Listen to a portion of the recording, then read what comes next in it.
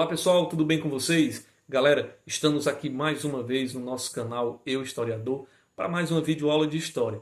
Hoje, dando continuidade à trilogia sobre os povos pré-colombianos, iremos falar sobre os Incas. Turma, mas antes de iniciarmos a nossa videoaula, de fato, eu gostaria de pedir a vocês que vocês pudessem se inscrever em nosso canal e assim ajudarem o nosso canal a levar conhecimento para outras pessoas. Galera, os Incas, na verdade, né, vamos entrar aqui de fatos na história dos Incas. Os Incas eles vêm se estabelecer na Cordilheira dos Andes a partir do século XIII, mas esse processo de chegada dos Incas durou muito mais tempo. Eles vão se estabelecer de fato no século XIII e como uma das primeiras atitudes que os Incas vão ter na Cordilheira dos Andes vai ser a formação da cidade que seria a capital do Império Incaico. Essa cidade vai ser a cidade de Cusco, que na língua tradicional dos Incas significa umbigo do mundo. É como que se a partir dali os Incas tivessem a noção de que a partir daquele ponto eles iriam dominar o mundo. Então, um fato também importante ali sobre essa fundação da cidade de Cusco é que a partir daí o Império Inca, de fato, ele vai começar a se organizar. E lá no ano de 1438, já no século XV, os Incas eles vão ter a consumação, a consolidação de seu império, inclusive vai ascender ao poder nesse momento o primeiro imperador aí do Império Inca, que vai ser o Pachacuti.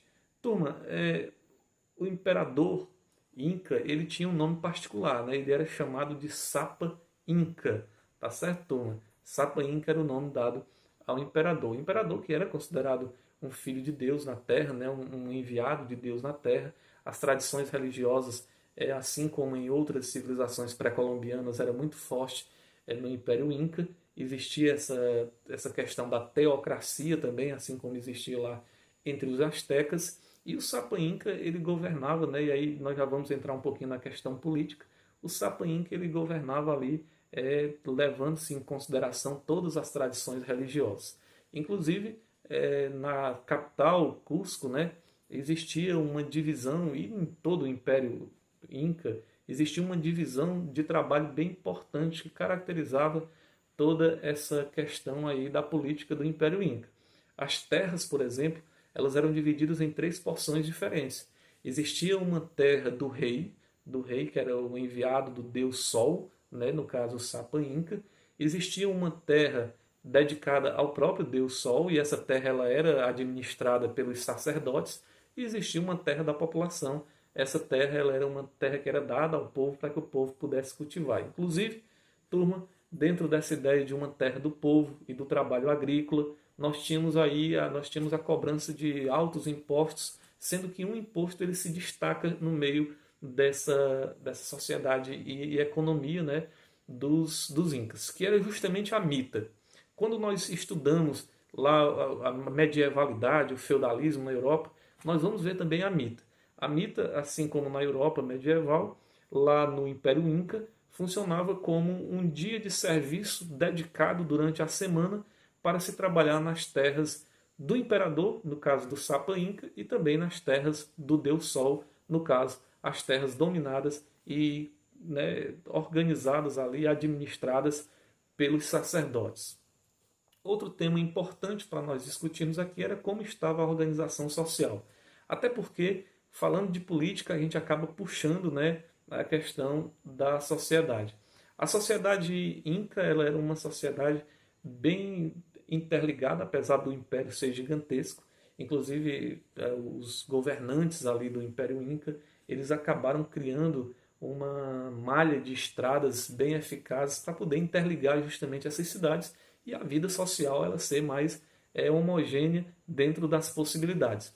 Inclusive, essas estradas elas serviam também para a troca de mensagens entre os governantes. Jovens eram treinados desde cedo a correrem nessas estradas levando mercadorias ou mensagens de uma cidade para outra, o que de certa forma fortalecia esse vínculo social, essa questão social entre as diferentes cidades que formavam ali o território do Império Inca.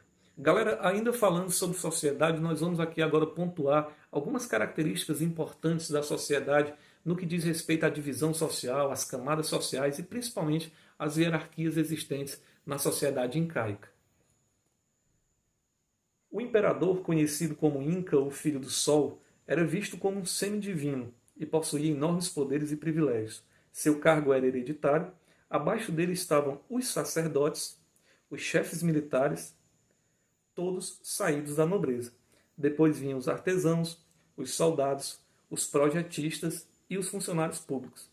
Estes profissionais viviam em cidades e eram sustentados pelo governo, que armazenava riquezas com os impostos cobrados das comunidades camponesas e dos povos sob o seu domínio.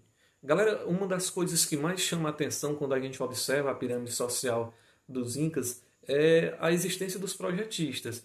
E aí a gente acaba recaindo sobre uma das principais tradições, diríamos até arquitetônicas dos Incas nesse momento, que era a construção de maquetes antes do início de alguma construção. Isso era muito tradicional pelos povos, lá nos povos incas, né, eles construírem pequenas maquetes mostrando como as cidades ou os templos seriam projetados futuramente. Inclusive, turma, essa organização na arquitetura era uma marca dos incas também. Os espanhóis, por exemplo, quando eles chegam ao continente americano, eles ficam estarrecidos e admirados com tamanha organização que as cidades incas possuíam, tendo em vista o caso, por exemplo, da cidade de Machu Picchu, que ainda hoje ela é uma cidade inca, bem preservada, apesar de não ser habitada, mas bem preservada, que mostra justamente esse modelo de arquitetura que os incas implementaram durante o seu império, durante todo o glorioso império inca nesse momento aí. Turma, isso mostra, né, essa capacidade de arquitetura e de organização que os incas possuíam. Mas galera, além dessa capacidade de organização na arquitetura, os incas também eles possuíam uma economia bem marcante, uma economia que, não diferentemente dos outros povos pré-colombianos, estava baseada na questão da agricultura. Inclusive, voltamos a dizer aqui que a principal fonte, né, o principal produto da economia dos incas também era o milho, assim como era lá com os maias e como era com os astecas. Os incas também eles tinham a ilhama e a alpaca como produtos, como elementos, né, importantes na sua dieta, apesar de que os incas, eles em termos econômicos, eles desenvolveram algumas técnicas de agricultura que também devem ser lembradas por nós aqui, porque elas tinham características bem importantes. Uma dessas técnicas era a técnica de fazer degraus nas montanhas para se plantar, para aproveitar, né, já que eles estavam morando em cima de uma cordilheira, eles não tinham terra plana em grande quantidade ali para fazer os seus plantios, então eles tinham que aproveitar ali o pico das montanhas ou os picos das montanhas para produzirem o seu alimento e trabalharem na agricultura.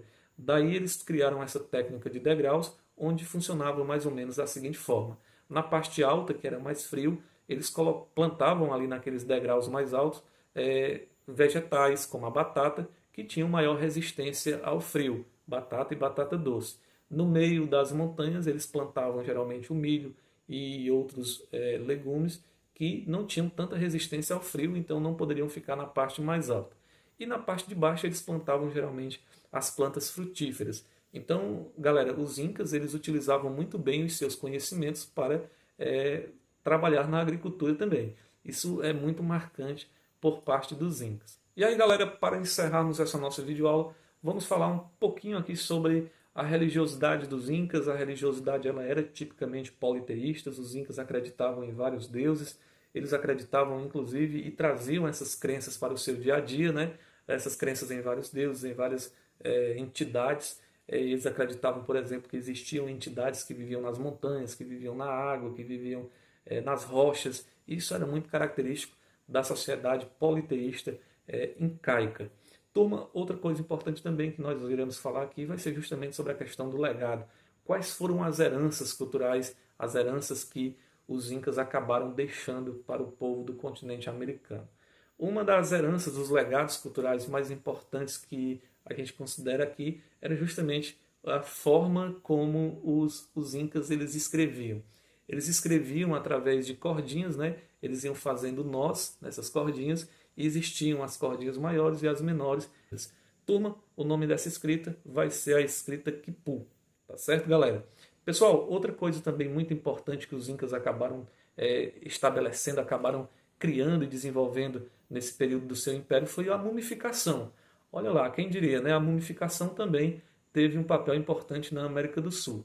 Só que, diferentemente da mumificação que acontecia no Egito, onde as múmias elas eram feitas ali bem esticadas, né? O corpo ficava ali bem ereto para que a mumificação pudesse acontecer.